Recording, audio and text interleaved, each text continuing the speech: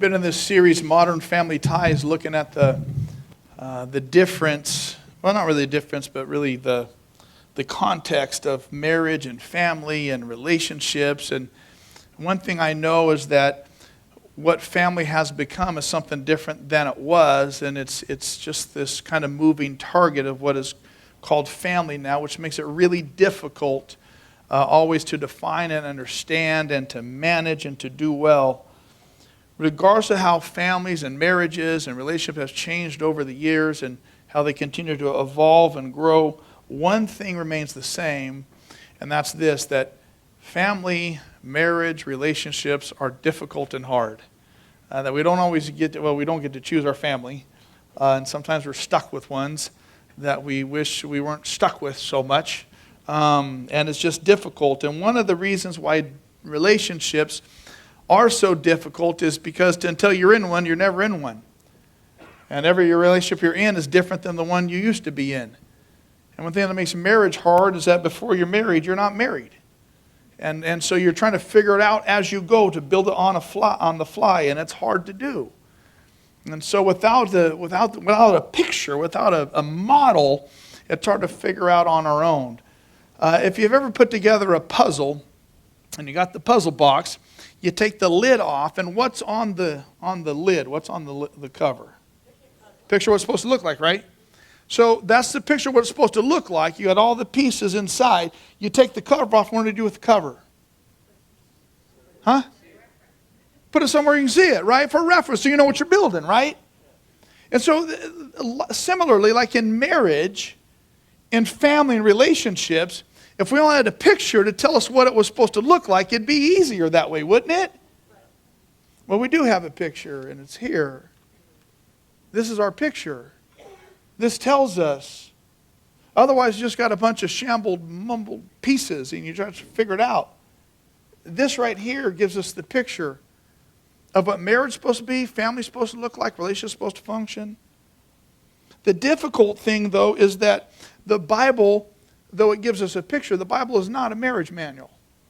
You can't go to the book of marriage in the Bible to figure out how to do it right. You can't go to the book of family, the book of children.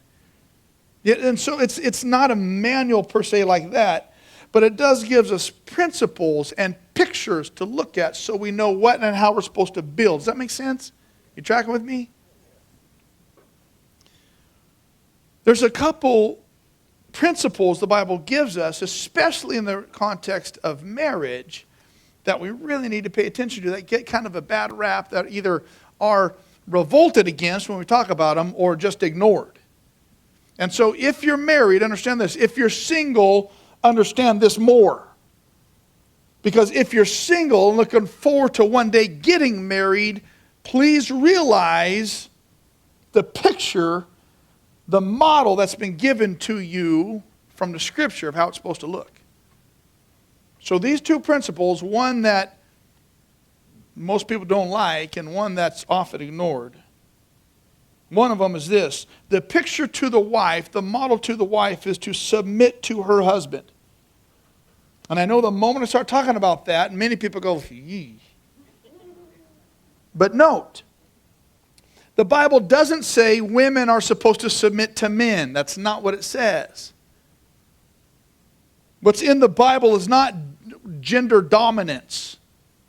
It's not that women are subservient to men.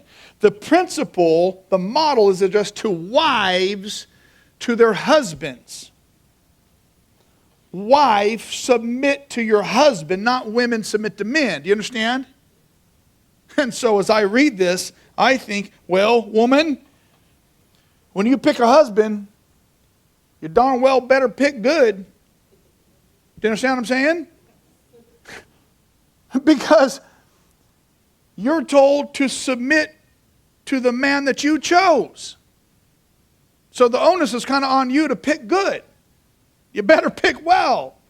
You best pick one that you feel safe submitting to. Now, if you already made that bed and you don't want to sleep in it anymore, it doesn't mean go pick someone else you want to submit to. It means figure this thing out. Please understand, wives, please understand how sensual submission is. Don't revolt against it. You have great power under your control. See, intimacy is usually defined by lips, hips, and fingertips, but it's more than that. It's much more than that. When a wife willingly submits to her husband, places herself under him as her guide and her lead, that's pretty intimate, trusting, builds connection.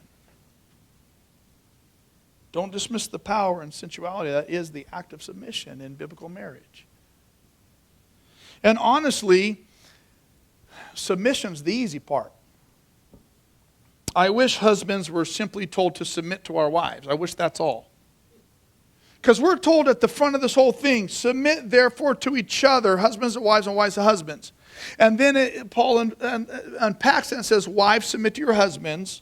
I wish he just left it with husbands submitting to our wives. That's the easy part. Husbands are told then not just to submit, but to die. Woman, you think you got it hard to submit to your husbands? We have to die. At least you're still alive. You understand what I'm saying? Like for husband, it goes deeper. The instruction moves from submission to crucifixion. Because Paul says, love your wife like Christ loved the church and gave himself up for her. How? Through crucifixion. I wish I just had to submit, but I have to die.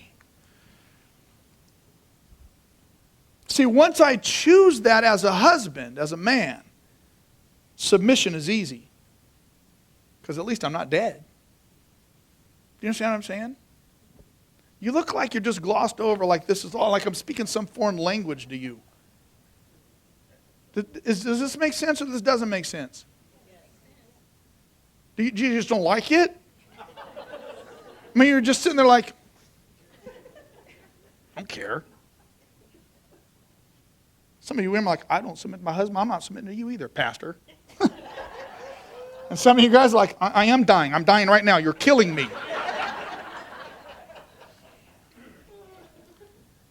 If you don't like this, go to a different church. Give me some people who understand. No, I'm just kidding. Here's what I know. Once you decide to die for, everything else is easy. If you're married, you got to get this. If you're not married yet, but you want to be married one day, you better understand this before you get into one that you're not willing to die for. The reason things are so hard is because we haven't decided on the front end to die for. And so submitting to is difficult. These two instructions, submit to and die for, they are what make people move and lay down my dream for our dream.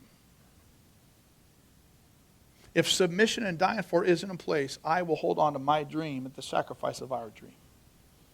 But once I'm willing to die for, I submit my dream to our dream. Do you understand? Do you understand how powerful this stuff is? The our of us becomes more important than the me of us. And here's why this is so difficult for marriages to get, for families to understand, for relationships to work. This is why.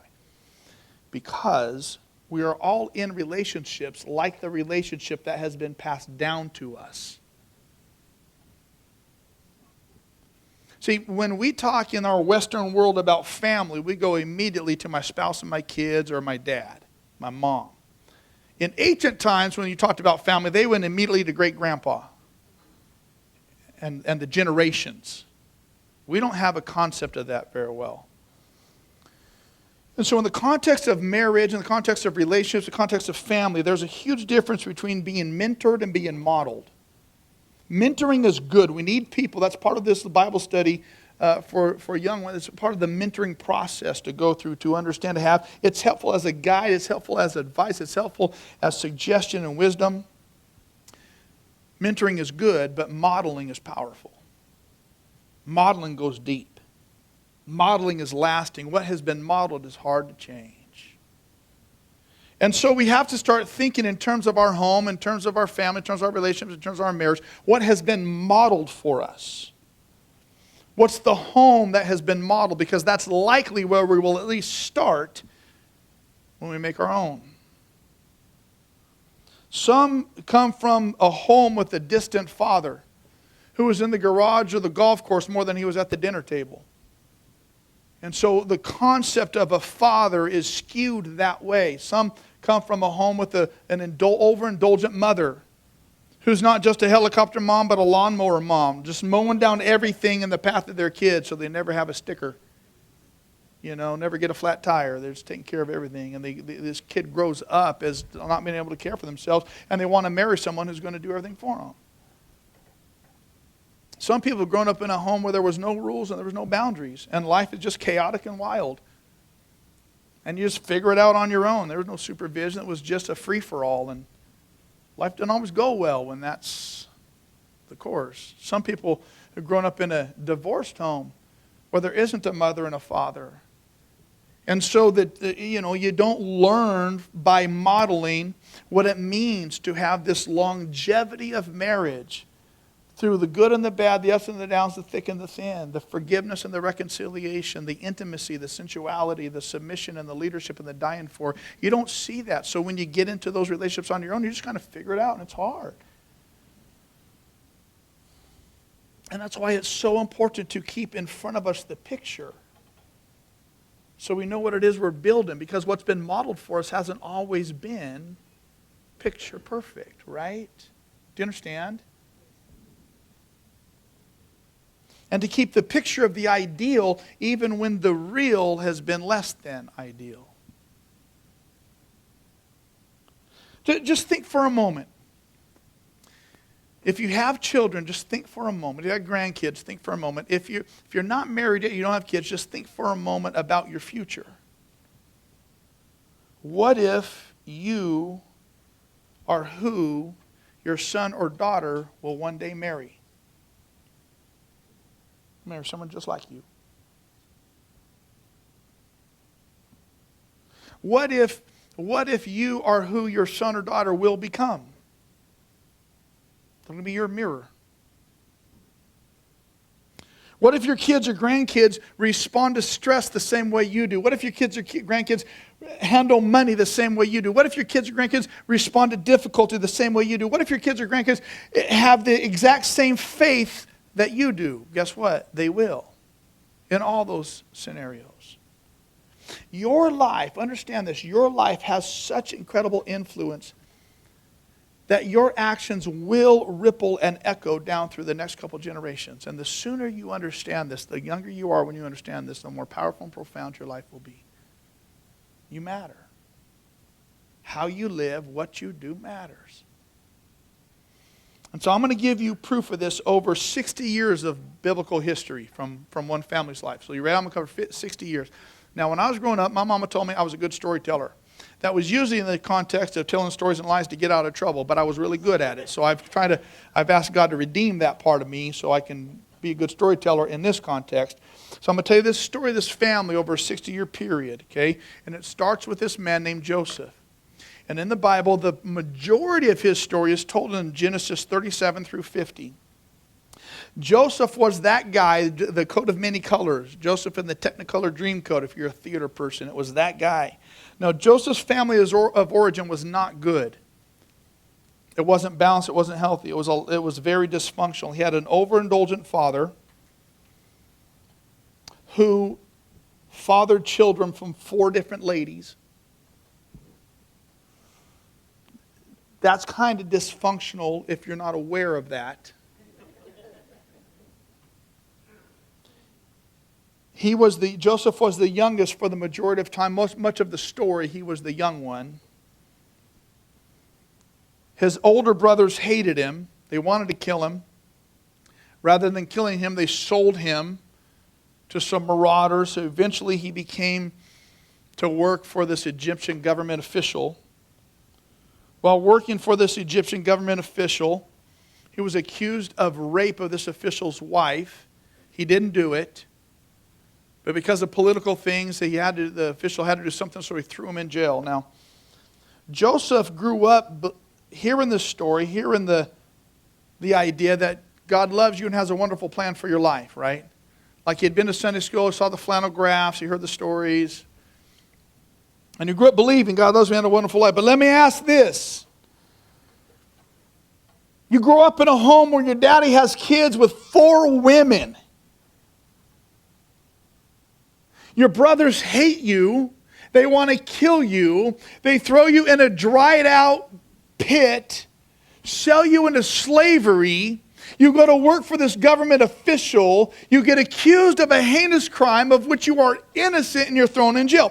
What about that suggests to you that God loves you and has a wonderful plan for your life?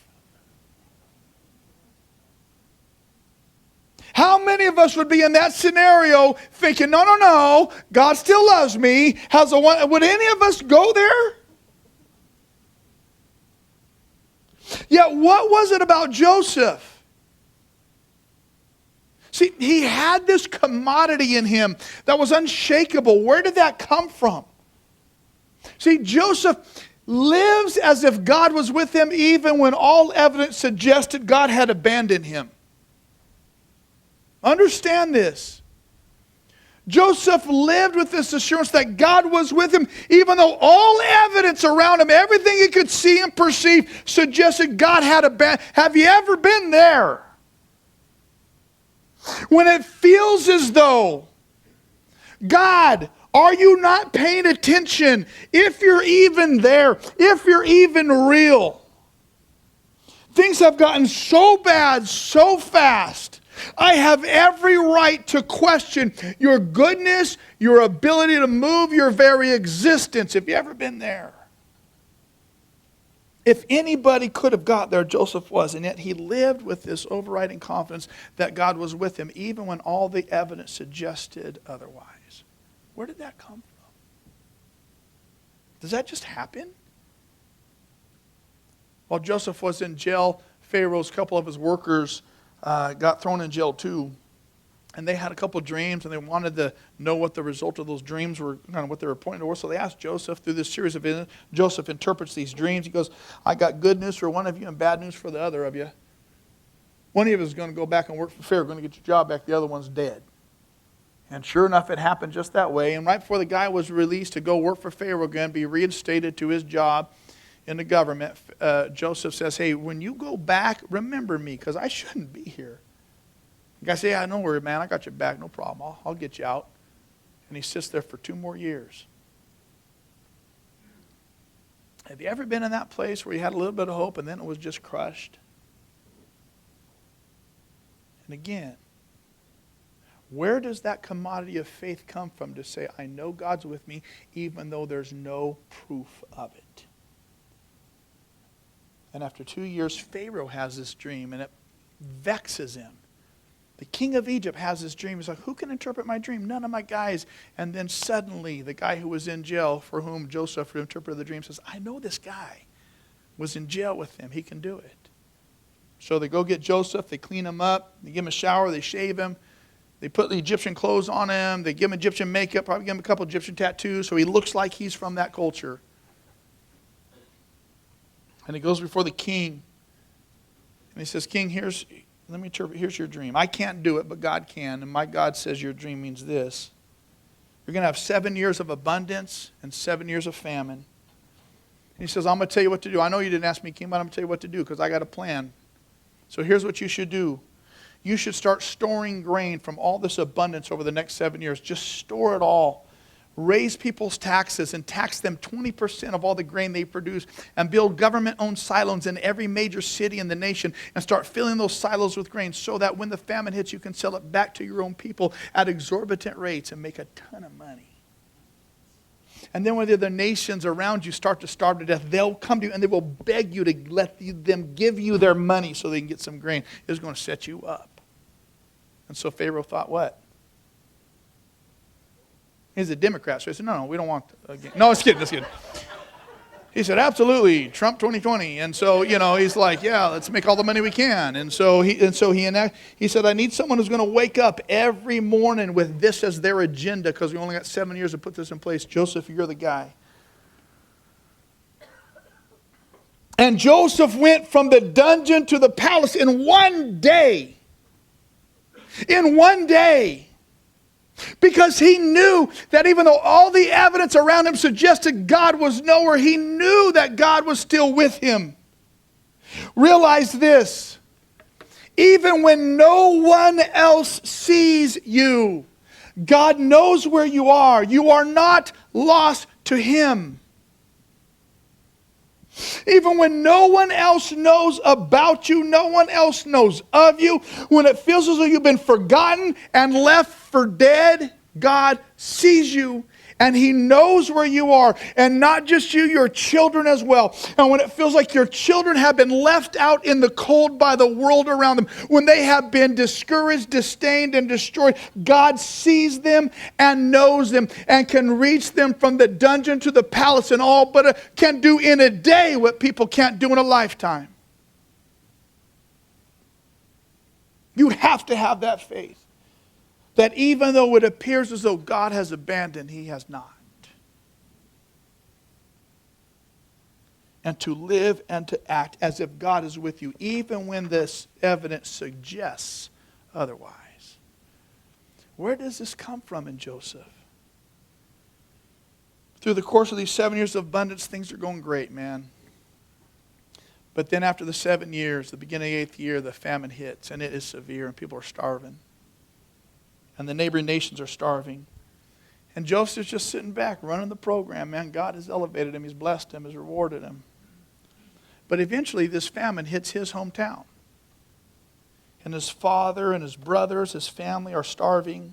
And his father says, I've heard there's grain in Egypt. There's this prime minister there who's got this incredible program. He got a ton of grain. Take a bunch of money and go buy some for our family. And so his brothers set out for Egypt. The brothers who sold him. The brothers who did him wrong. And as the brothers approach Egypt, they make an appointment with the prime minister, who is Joseph, though they don't recognize him as such. I mean, he looks like an Egyptian. He walks like an Egyptian. In the words of the Bengals, walk like an Egyptian. You know, I just... Go to Spotify, youngins, and type in Bengals Walk Like an Egyptian. Good 80s music.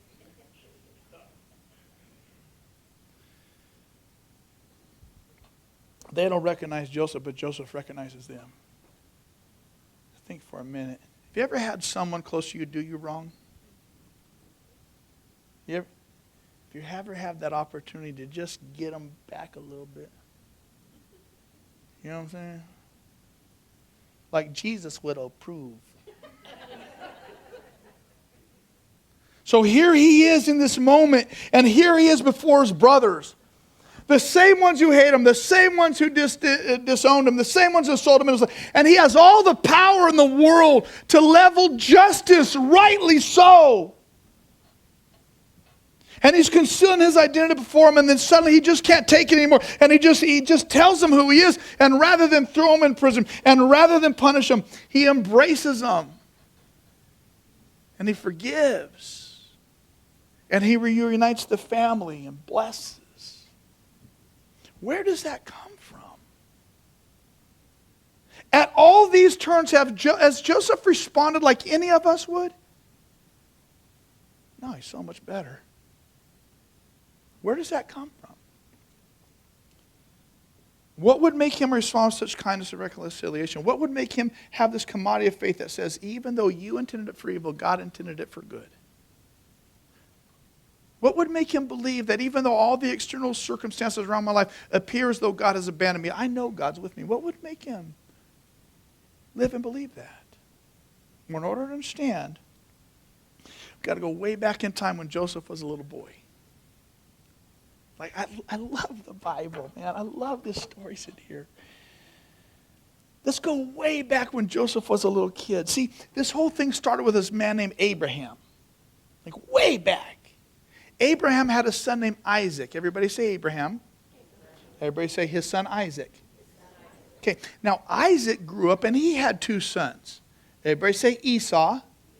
Everybody say Jacob. Okay, so Esau was the oldest and Jacob was younger. Jacob would become Joseph's daddy. Esau is his uncle. Esau's older. Now, what's significant about being the older one, as the firstborn, you get the inheritance, was called the birthright. And the birthright was a double inheritance of what everybody else got. Not only that, you became, as the firstborn with the birthright, you became the judge and the authority over the entire family. So this was a big deal. And those after the firstborn, were the second, third, whatever, they got very little. Now Jacob was, how you say, he is a mama's boy. He was coddled. He was tender. She would cut the crust off the peanut butter sandwich, just like cut it sideways like he likes it. Sing him a song at bedtime. Read him a book. By the time you're 30, you're like, look, Mom, I really need to. This was him. Esau was rough. He was a hunter. He was hairy. He liked riding dirt bikes or camels or whatever it was they rode back there, four-wheel riding. And one day Esau's out hunting and he comes home from hunting and he's hungry. And he comes home and he smells what Jacob's cooking. Can anybody smell what Jacob is cooking? WWE, The Rock. No big wrestler fans here, huh? Okay. Anyway, Esau is all frontal lobe. Okay, he's an all frontal lobe guy. Like there's no deep thinking, there's no critical thinking. He's like Gaston in Beauty and the Beast. You know what I'm saying? Like, who has hair like Gaston? But that's Esau. And he says, hey, I'm hungry. How much you want for that stew? And Jacob says, how about you give me your inheritance? and again, Esau completely frontal lobe. All right, now, done. You got it. And he just sells his entire inheritance for a bowl of soup. And so Genesis 27 comes around, and Isaac is old, he's going blind, and he realizes it's time for me to bless my firstborn. He apparently doesn't realize the deal that was struck for a pot of soup. And so Esau goes out to hunt, thinking he's going to get the inheritance. He goes out to hunt for his pops before he gets the birthright. And while he's out through a series of events, Isaac's wife conspires with her son Jacob to fool her husband into thinking that Jacob is Esau. So so Jacob will get Esau's blessing. I mean, it's completely messed up and dysfunctional, this woman. Like she wants her youngest to get the oldest, what's rightfully the oldest. So she's going to fool her husband into tricking him into doing it. And so that's what they do. They trick Esau out of his inheritance, and it goes to Isaac. And once that blessing was given in that culture, it was a legal document. It could not be changed. And so forever,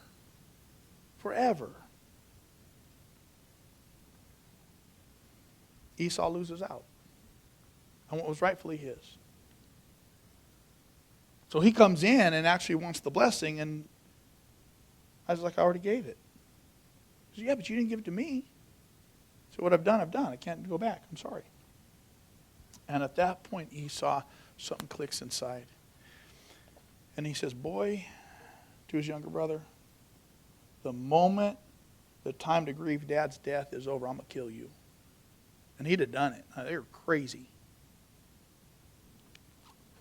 And so out of desperation, Jacob's mom, Rebecca, says, look, you got to get out of here, man. Your brother is on a rampage, and he will kill you if you don't leave. And so Jacob leaves and lives with his uncle Laban, never to see his mom again. Sometimes sin is super costly. And so Jacob leaves and he's gone for decades, and while he's gone, he gets filthy rich. And while he's gone, Genesis 29, he ends up marrying two women. Like he falls in love with this one, and she's the beautiful one, and he wants to marry her, and the culture is to let the oldest one get married first, and so he works to marry this girl, and then he gets tricked into marrying her sister. Kind of like he tricked his brother. It's so weird how things come. And so he marries this girl, Leah, and he didn't really love her. Rachel he loved, and so he worked for another 7 years and married her.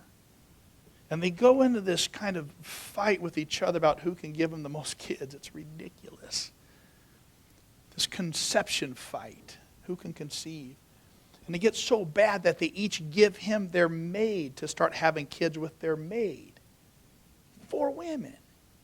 Every time he comes home, he's like, seriously, again? Like, how many kids are we going to have here?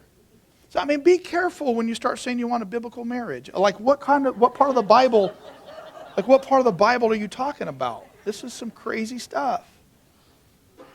And over the course of 20 years, Jacob has 11 sons with 4 different women.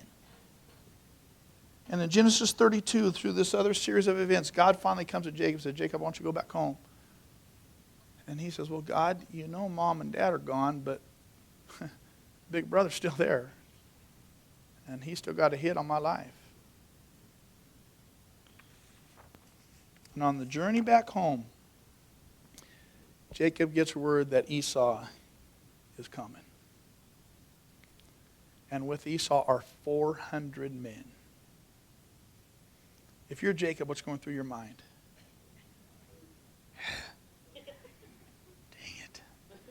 Chickens, they come home to roost, right? And he's scared. And so, as we all do, when we get scared, we talk to God.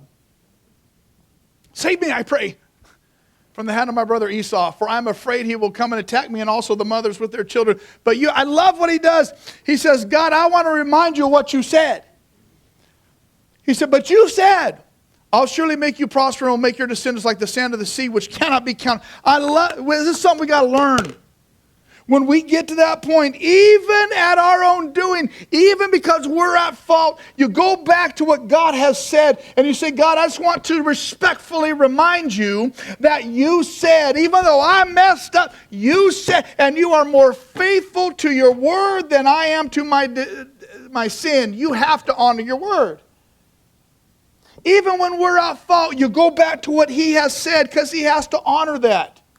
God, I realize I'm in a tight spot. My bad. But you said, right? And if you can attach your situation to something God has said, he will honor what he has said regardless. He has to. And so in chapter 33, Jacob devises this plan. He looked up, saw Esau. Jacob looked up, saw Esau come with his 400 men. So he divided the children among Leah, Rachel, and the 2 female servants. Now, you get this. They're walking. Esau's coming. 400 guys, right? This is what he does. He put the female servants and their children up in front. Now, you understand why, right? Like, he thinks Esau is hell-bent on just annihilating his family. He thinks all he's going to do is destroy us after what I've done. So who goes up front? You understand what I'm saying? This is messed up, right? Like, this is so bad. I don't know why I'm smiling. It's so rotten. Hoping that if Esau starts slaughtering people, all right, he'll slaughter the maidservants and their kids. And maybe he'll get tired by the time he works his way through all the bodies. Then who? Leah and her children. Because afterwards, she was simply the wife he tolerated, not the one he loved. And then what? Don't miss what the Bible says. Of all his kids, how many were named? 1. God's telling a story here. He wants to make sure that we understand.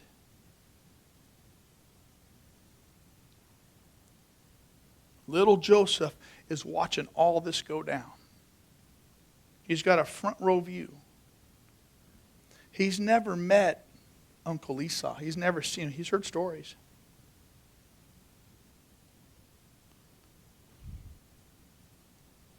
And he's watching all this go down. And what he sees is Esau running towards the family. And I'm sure Joseph's thinking, oh, here it comes. Do you know what I'm saying? Like when kids, when little ones are can't really compute what it is they're seeing. It doesn't make sense to them. It's like so traumatic. They just want to like, ah. And he watches Esau run towards his family. And Esau ran to meet Jacob. And he embraced him. And he threw his arms around his neck and he kissed him. And they wept together. And he saw his uncle Esau work the most excruciating, difficult repair of a relationship I think that the world has seen to this point. Reconciliation with one who naturally would harbor anger, resentment, bitterness, and pain. That act, let me suggest this, that act of reconciliation played over and over in Joseph's mind as he grew and as he matured. And as he began to manage the relationships in his own life, when people would hurt him, when things would conspire in life against him. And he saw the faith of his uncle, Esau, that actually believed God could turn something evil into good for God's glory and his blessing. He saw it all. So that when Joseph then had the opportunity to respond to those who similarly hurt him, cheated him out of a childhood, cheated him out of his father's inheritance, had the opportunity then to trust God's plan rather than to assume God didn't care. When he's looking at his own brothers and deciding, how do I respond in this moment? And what do I believe about God? Because of what I suggest you, Joseph saw modeled to him by his uncle Laban way back then in the processional of his family. When he saw his uncle Esau say, I believe that God is a God who is in control even when it looks like he's not, even a God of restoration and reconciliation. When he sees his own brothers, he reverts back to what was modeled for him. Do you understand? Do you understand? Watch what he does. Joseph could no longer control himself before all his attendants, and he cried out, everyone leave my presence. So there was no one with Joseph when he made himself known to his brothers, and he wept so loudly that the Egyptians heard him outside. And Pharaoh's household heard about it. Joseph said to his brothers, I'm Joseph. It's me. His dad's still alive, but his brothers were not able to answer him because they were terrified. And Joseph said to his brothers, come close to me. And when they had done so, he said, I'm your brother Joseph, the one you sold into Egypt. They were like, yeah, we understand that. We get that. That's why we're so scared. He says, don't be distressed and don't be angry with yourselves for selling me here, because it was to save the lives that God sent ahead. Like, it's okay. God had something great planned. Just like Esau knew when he was reconciled with his brother. Then he threw his arms around his brother Benjamin and wept. And Benjamin embraced him weeping. And they kissed all his brothers and they wept over him. And I suggest to you it's because of what Joseph saw modeled for him in that relationship between his daddy and his uncle, that he could then say with great certainty, what you intended to harm me, God intended for good. I love you, and I know that God sees me.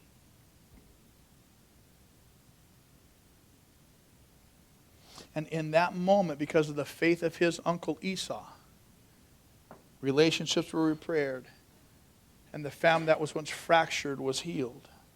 So here's the question. What is your faith teaching those who are watching? Right?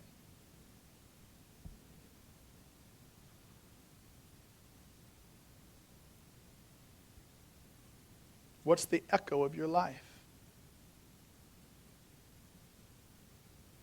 What's the ripple effect?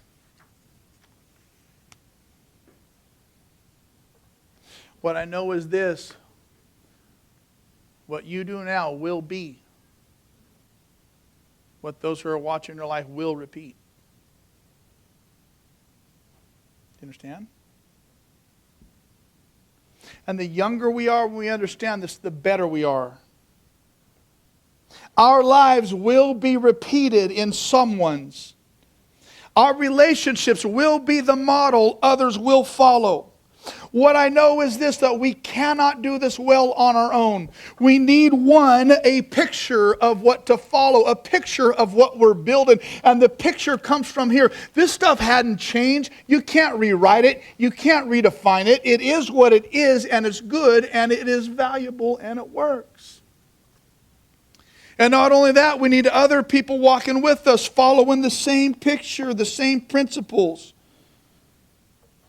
who are walking with us in this, because we can't go this way alone. I am so thankful for the models that I have had. I thank God Almighty for giving me the model of a daddy who read his Bible regularly. For a mom and a dad who were intimately and intricately involved in our lives at church. As our children's and youth leaders, thank you, parents. Those of you who are involved in your kids' lives at the ball field, at the school, and especially at church, thank you. I'm so thankful I had a model of parents that put their kids first ahead of success.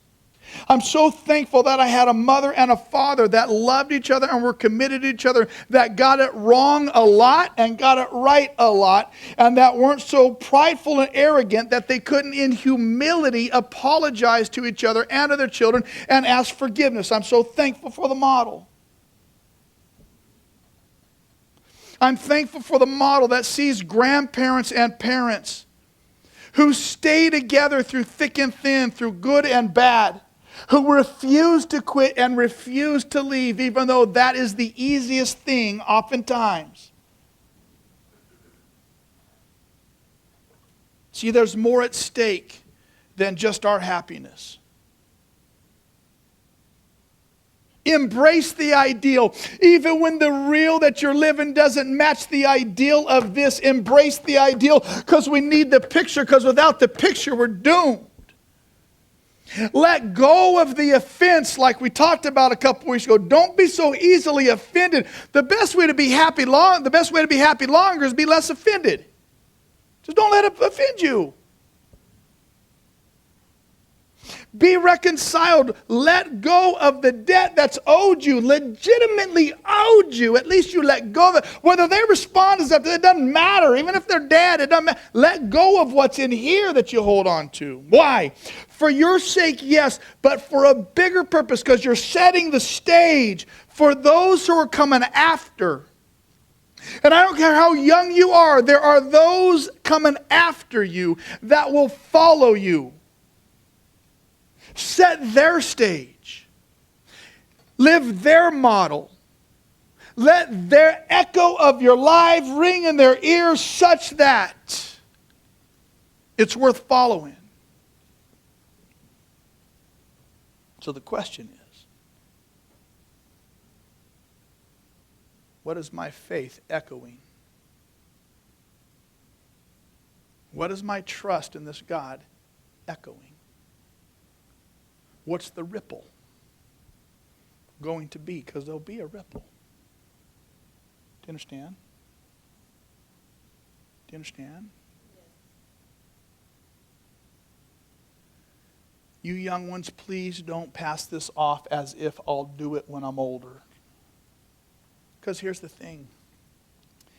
You are echoing in your own life right now. You are living right now ripples that will affect your own life later.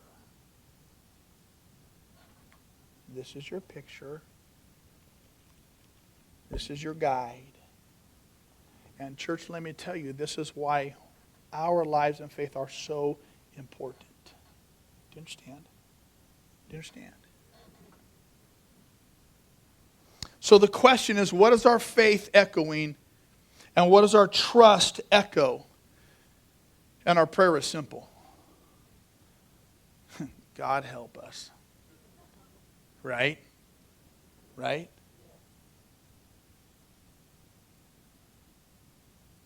Would you pray with me?